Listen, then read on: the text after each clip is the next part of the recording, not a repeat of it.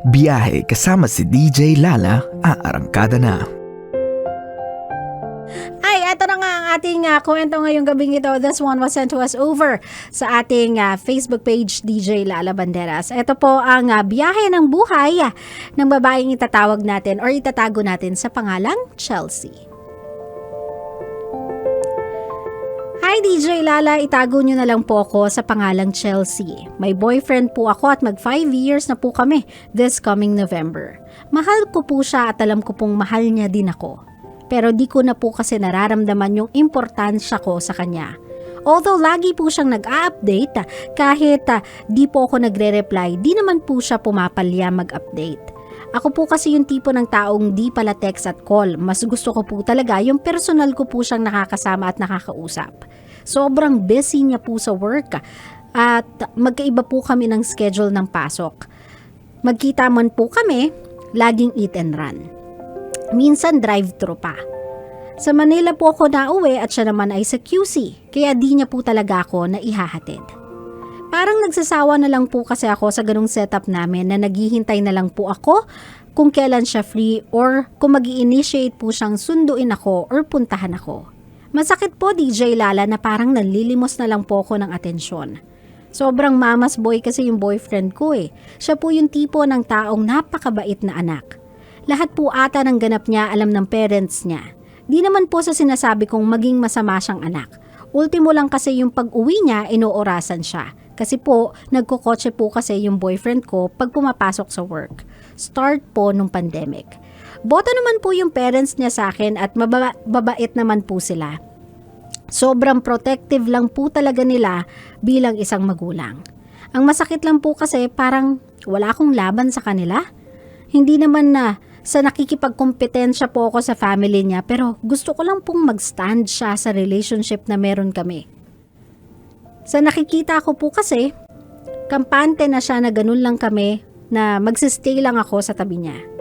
Mahal na mahal ko po siya DJ Lala, di ko lang po alam kung saan kami pupunta. Gusto niya po akong magstay pero wala po akong nakikitang extra effort para maging okay kami. Sabi niya po, lagi akong nagde-demand ng oras. Sinasabi ko naman sa kanya, kung mahal mo, willing kang magsakripisyo. Kakayanin mo kahit mahirap. Sabi niya kung yun daw po yung demand ko, di niya daw kaya. I'm sorry. So, ang tanong ko lang po DJ Lala, that means po ba na hindi niya na talaga ako mahal? Thank you and more power to your show. Chelsea, I'll go straight to the point no. It looks like you want different things. You want a boyfriend who can constantly be with you physically. You want a boyfriend na sabihin na natin yung nakikita mo sa social media or siguro yung nakikita mo sa TikTok, you can go on dates with them, nakakapagplano kayo mag-travel, nakakapag-joyride kayo, nakakapag-date kung saan-saan. You want that kind of a boyfriend. And siya naman yung tipo ng tao na kahit saglit lang, hindi dahil sa okay na siya doon sa saglit na yon. It's just that gusto niya lang pasayahin both sides. Kaya kahit nakakapagod for him, kahit mahirap for him, he tries to make it work. I am not, sabihin na nating siding on his side. Hindi sa kinakampihan ko siya. But I see kasi yung hinahanap mong effort, ginagawa naman niya. Hindi nga lang kasi yun yung effort na ine-expect mo mula sa kanya. Now, nung sinabi mo sa kanya specifically kung ano yung kailangan mo, he was very honest with you. Mahal ka niya, he would love to make it work, he would love you to stay. Pero yung hinihiling mo sa kanya, yung the kind of boyfriend that is always gonna be around you, doing dates with you, traveling somewhere with you, that is something na hindi niya kayang i-commit. He was honest about it. And he said no. Dun sa ganong klaseng setup kasi hindi niya kaya. He apologized for it. Medyo saliwalang kasi yung tanong mo sa akin na DJ Lala, ibig sabihin ba nun di niya ako mahal? Ang layo te. Obviously, mahal ka niya. It's just that hindi niya lang kayang maging kung sino yung ina-expect mo from sa kanya. I mean, you are asking for effort, you are asking for time. He is giving you such. Pero para kasi sa'yo ang dating laging hindi enough. Hindi kasi yun yung expectations mo sa hinihingi mo sa kanya. He is trying to compromise, but obviously you want more. Kaya nga nag-apologize siya eh. Kasi he is trying to love you the best way he knows how as of the moment. Yun lang muna yung kaya niyang ibigay when it comes to love, just to show you na he appreciates you, he loves you. Sa lagay niya ngayon, hindi niya kayang tumalikod sa pamilya niya eh. And no one or no partner should ever ask yung partner nila to do so. So kung hindi mo kayang yakapin yung setup, kung hindi mo kayang mag-work around the setup, never question the love, my love.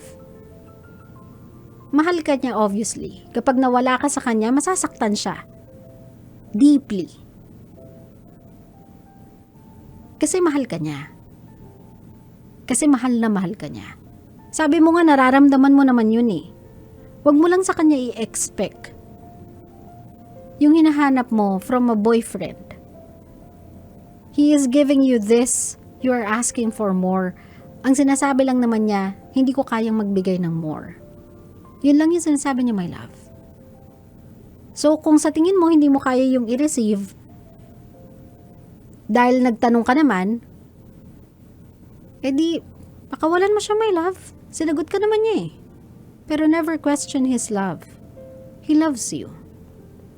It's just that he cannot give you what you are asking for. And sometimes, the reason as to why hindi nila mabigay kung ano yung hinihiling ninyo, it's not because hindi nila gusto. Their hands are tied, situations are different, a lot of people will be affected by it, yung parents will be affected, the routine will be affected. And right now, kung kailangan niyang mamili kung sino yung maa-upset niya, ikaw o yung mga magulang niya, ate, it's a no-brainer. It's a simple choice. He'll choose his family. So my love, if you don't think you can understand that, then maybe it's by time you ask yourself, mahal mo ba talaga siya? Mahal mo ba talaga siya kung sino siya? O mahal mo siya sa ine-expect mo na maging siya? Kung gusto mong tanggapin ka niya na hindi ka ma-reply, hindi ka ma-call, then tanggapin mo siya na meron siyang kailangang gampanan na responsibilidad. It cannot always go your way, Chelsea. Love is about compromise. Love is not just about taking, it's also about giving. So if you don't think kaya mong magbigay, then my love, you cannot take any more than what you are having right now. Uulitin ko, love is compromise.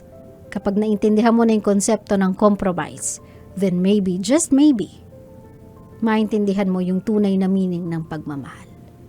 Klaro?